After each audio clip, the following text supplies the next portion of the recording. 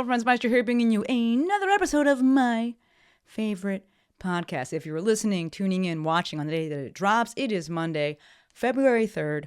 Welcome to February, and congrats on making it out of January. I'm going to use that to segue right into the episode because that is a sentiment that I've seen echoed many, many, many times on the socials over the past month throughout January. And folks just saying, it's been the longest year ever, and it's still January. Y'all, yep, this. And also, this, you can't see me if you're listening, but if you're watching, you see me gesturing to everything around. This is a marathon, not a sprint. Yes, that is such a cliched phrase, but it needs to be said. I will be the first to champion social media, but I will also be the first to say that humans are not supposed to be privy to this much information and this many opinions, this many people's opinions. All right, to me, this is the downside of quote unquote connectedness, because what we really have with social media and such is awareness, not connectedness. Right? We are aware of all the things all the time. If we, take it back to whatever, prehistoric times, which is what folks like to compare this to, and like the paleo diet, things like that, if we take it back to those times, I think that if every cave person was aware of every single animal attack, whatever animals were there that were chasing them, every single drought, every single fight, and every single battle that was occurring, I don't think that we as a species would exist today. I think we would have died. We would have anxiety, ulcers, overwhelm, all the stuff that we have now, that, modern problems, we have modern solutions, but we would have had back then, we wouldn't have had solutions. And I think that the species wouldn't have survived. All that to say, pacing and pausing are both extremely important. That's why I titled this episode Pacing, Pausing, well, the other two words, curiosity and compassion. It is super important that right now, as we consume all this information, we got to pace, y'all. We got to pace our consumption of all this information and all of this content. Right? Trump's whole fucking approach and what we saw in his first week, 2 weeks of office rests on the shock factor. Right? It's come in and shake shit up. Come in hot, make a lot of noise, appeal to the core base, have them believe that he's doing what they want and that he actually fucking cares. When in reality, we know that if you're not a big corporation or a billionaire, he doesn't give a fuck about you. And we saw the fucking meme coins and the tax cuts. I digress a little bit. All right, but all that to say, we have to pace and we have to pause. I too find myself scrolling, right? And especially through threads, and I'll just be like, what's the next crazy shit that's going to happen? Like, how much crazier can it get? This ain't helpful, y'all. It's not helpful. The other side of this is scrolling for that confirmation bias, right? It feels good to get that confirmation bias and be like, see, I fucking told you he was going to do all this. Okay, and then what? I told you so, and then what, right? So it's like, yes, get your fix. Get your fix of I told you so, of that confirmation bias of being like, yes, I knew this was going to happen. And then we probably need to take a little pause, right? Because at the end of the day, what is ultimately needed, and I'm speaking to myself as I write these episodes for myself, right? What is ultimately needed is curiosity and compassion. And I say this with fucking clenched fist. I got like the Arnold clenched fist at my side, right? Because there's also a time to fight. Absolutely. And ultimately, we know revolution is not peaceful. And big, upheaval and big changes is not peaceful. But what will ultimately get us to a place where this same shit doesn't happen again, where there's more revolution, there's more unrest, is compassion and curiosity, right? Inverting the power structure does not dismantle it. So don't get me wrong. I'm not trying to be in a glass house throwing stones, right? I'm throwing stones at myself. Like I am I'm there with you, right? Whatever the metaphor is, I'm right there with you. I'm saying this to myself. All right, because it is incredibly fucking difficult, if not impossible, for me to have compassion for people like fucking Trump and Elon, because I'm human too. Right? I have a very difficult time having compassion for others who seemingly intentionally look to make people's lives worse, and those people are worse off than them. Like people just punching down. Like, what the fuck? All right, but as it relates to the folks in our day-to-day lives, our friends and family that maybe we disagree with or we differ with, just our neighbors. That's where it starts, and that's where the compassion and the curiosity has to be. And this is not about like pitying people. It's not like, oh, I feel so bad for you, now I'm going to listen to you. It's like having genuine curiosity, which for me, where I am currently at is, why the fuck are you the way that you are? Why the fuck do you think that? Doesn't even make any fucking sense. But I think it's a start, right? I'm going to give myself grace on that. I think it's a start. Right? That compassion part and that curiosity part, but largely the compassion part, speaks to that double lift that I brought up in a previous episode. I think it was episode 635, maybe? My post-election reflections. Thank you for linking that, Courtney. But that double lift, and James Baldwin speaks about this and spoke about this, and much of what he said was that Black people will never be free until white people are free. Right? The unhappiness, the jealousy, the self-doubt, the comparisonitis, the scarcity, the insecurity that is at the heart of racism. Until that is gone, racism will always exist. Until white people are free of that shit, Black people will never be free. And this concept extends, in my opinion, to any group where there are oppressors and oppressed. Right? This is the double lift of the oppressed. Right? Until the oppressor is free, the oppressed will never be free. You can look at this with men and women. Until men are over their shit and get help getting over their shit, their inherent insecurities, right? All the shit. And I don't say it in a pejorative way, but until they are over that shit, they will oppress women so as to maintain power and make up for those insecurities. All right, so the double lift becomes having the compassion and the curiosity for a group that, quite frankly, you feel like doesn't deserve it. But perhaps as I say that, you can maybe already kind of hear the irony in like needing to earn compassion. It's kind of like, oh, wait, that kind of sits weird with me. Right? But I get it. Right? Everything has nuance. And that to me speaks to where the pause and the pacing that I spoke about earlier comes into play, right? Social media doesn't allow for that, right? Information is being just shot out at us, pushed out to us, 11 billion miles a minute. So what's the action item here? I think it's to take a pause, right? Take a pause from social media, pick your head up and spend some time in your community. And when I say community, I don't mean like just like in your town, though that could be it. Like when I say community, I mean like your people, like your friends, your family. Right? Get outside and talk to people. Get outside of the internet and talk to people. Slight tangent here as I bring up this idea of getting outside. It is so fucking important to get outside.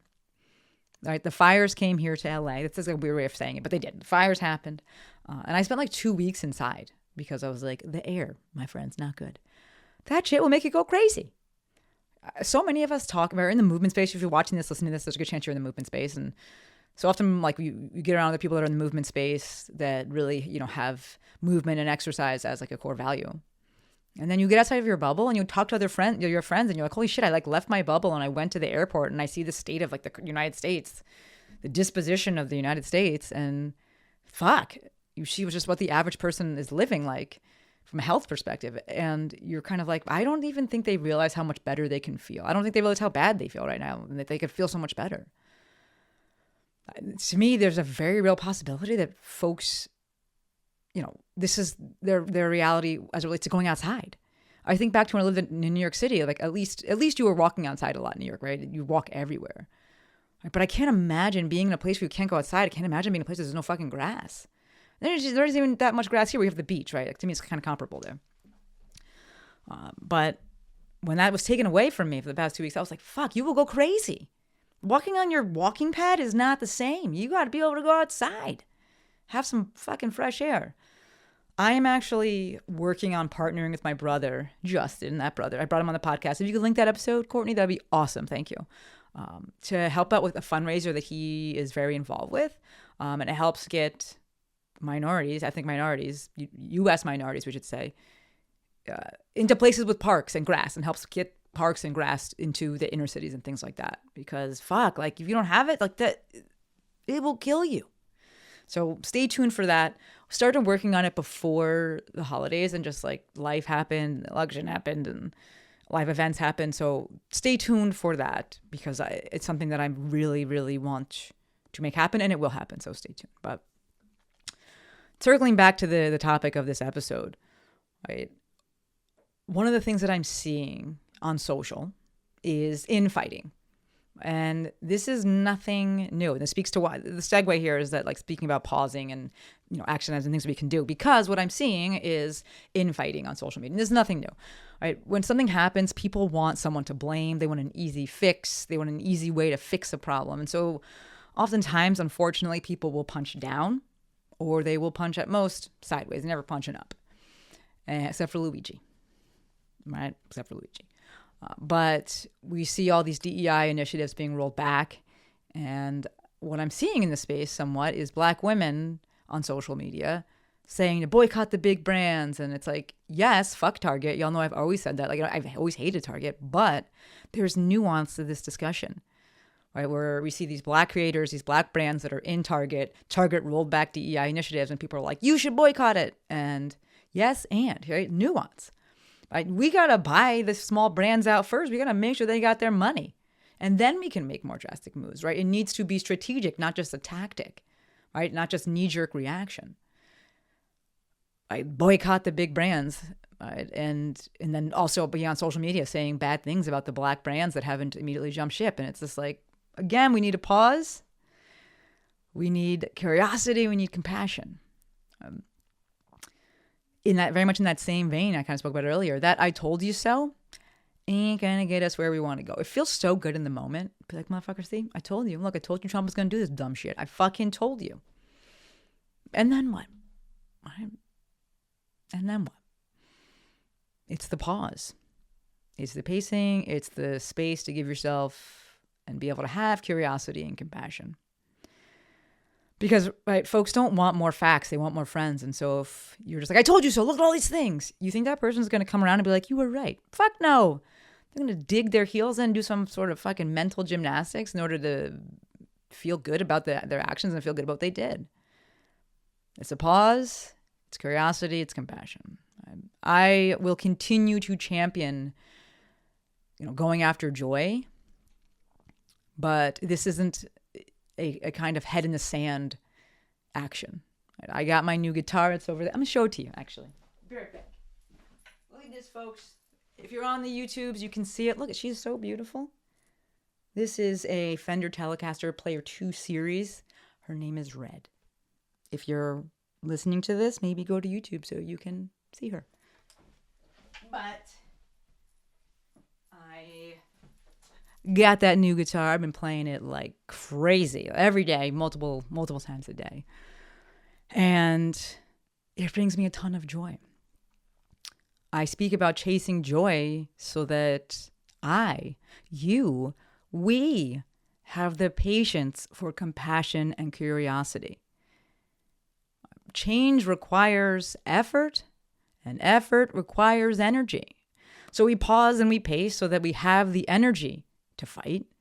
And we also have the energy for compassion and curiosity. So I'm going to wrap this up. I love these short episodes. I'm going to wrap this up, and I want to make it up. I wanted to bring it up because I know that I changed the intro of this podcast somewhat with the intent of like having this like super online business focus, which was really the reason I wanted to change it was so that the intro matched what I was saying in the actual episodes. But either way, I know that I haven't like dispensed any like online business advice really in this episode. Maybe some of the past ones, I don't know. I speak and then I kind of forget.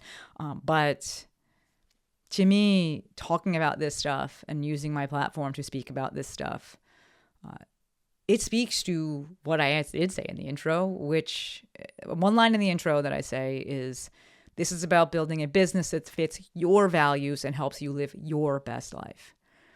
Online business is so much more than what happens on the spreadsheet. Your life is so much more than just what happens on the spreadsheet. So yeah, we be talking about all the things that happen and contribute to building and actually living your best life and doing things in accordance with your values. All right, so gonna wrap it up here. Big, super grateful that you give me your attention, that you give me this space to talk about this stuff. And yeah, I'd love to hear from you. If you got things to share, I think it's really important to speak to other people. I'm not trying to argue with anybody. I said speak to, not argue with anybody. But, I had my live event for Legacy last week.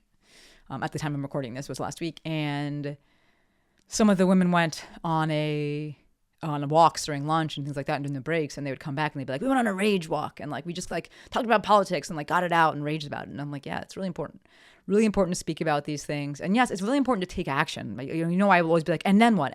But we got to get the ball in motion with the initial step, which is actually talking about these things. And so I'm happy to have that space. At the time this comes out, the Mafia dinner will have already happened. So it hasn't happened yet at the time I'm recording this, but fingers crossed, I have good hopes for it. But it's important to speak about these things. So if you want to chat, y'all know my Instagram, The Movement Maestro. Shoot me a DM. You can shoot me a text, 310, what is it? 310-737-2345. And yeah, super grateful for every single one of you. Until next time, friends, Maestro out.